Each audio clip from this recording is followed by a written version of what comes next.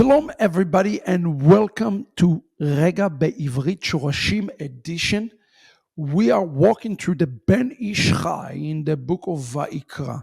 And in this week's Torah portion, Parashat Tazria, meaning conception, or also come from the Hebrew word zera, meaning sperm, we are dealing specifically with the laws and the dinim around the leper. The Hebrew word for leprosy, tsarat, or a leper, metzora, have to do with both the leper and in the relationship with the Kohen. Now, I want us to look specifically on the spiritual aspects of the leprosy and the leper healing as brought down by the Ben Ish Chai.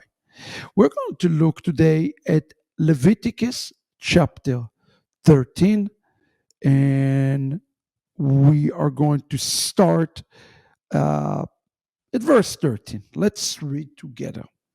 וראה הכהן והנה כיסתה הצרת את כל בשרו ותיאר את הנגע. כולו הופך לבן טהור. ביום הריאות בו בשר חי יטמא, וראה הכהן את הבשר החי וטמאו, הבשר החי טמא הוא, צרת היא. Verse 16, this is the verse that we're going to focus on today. או כי ישוב הבשר החי ונהפך ללבן ובא אל הכהן. The question that is asked here in the portion, what happened when the flesh is turning to white?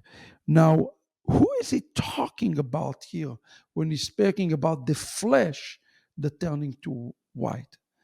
And there was a special scab that turned white. It had to be inspected by the high priest. The Hebrew word for white is the word lavan, like the name Laban, all white. Now, the Ben Ish Chai bring down an important interpretation of this word.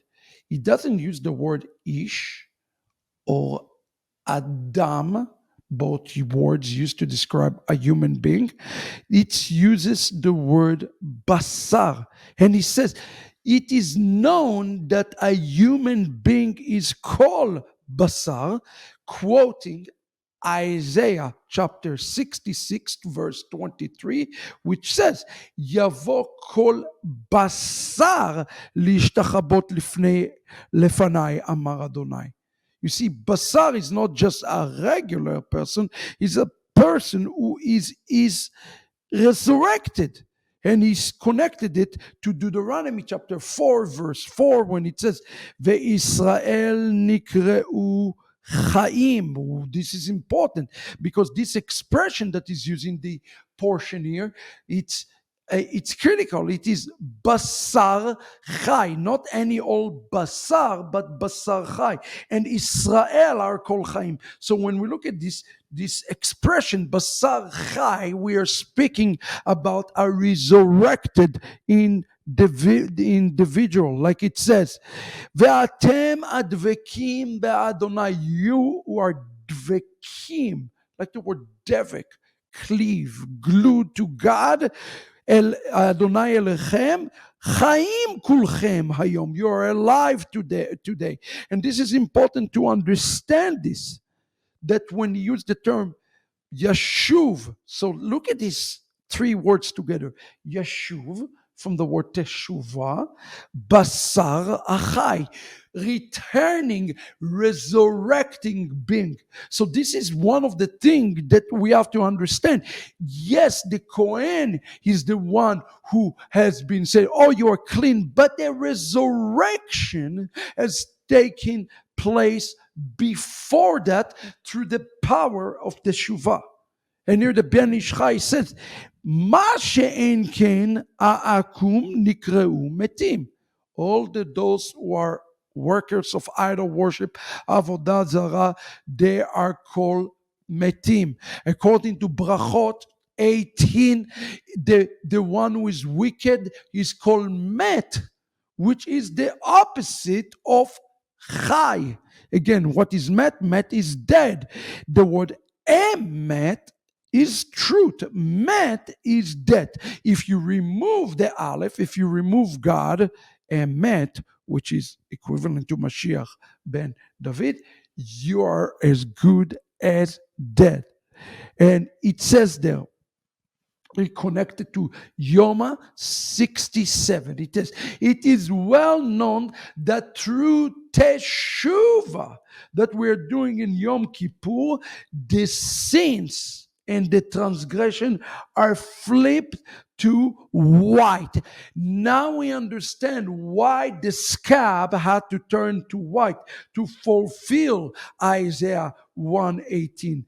That it says, even if your sin are great, I will make them white as snow. And that's what he means, that the basar will become chai again, meaning Ish Israel, the man of Israel, he is called basar chai. Who is the basar chai? Is one who make a teshuvah. This is important to understand. When you make a teshuvah, something happened in the heaven.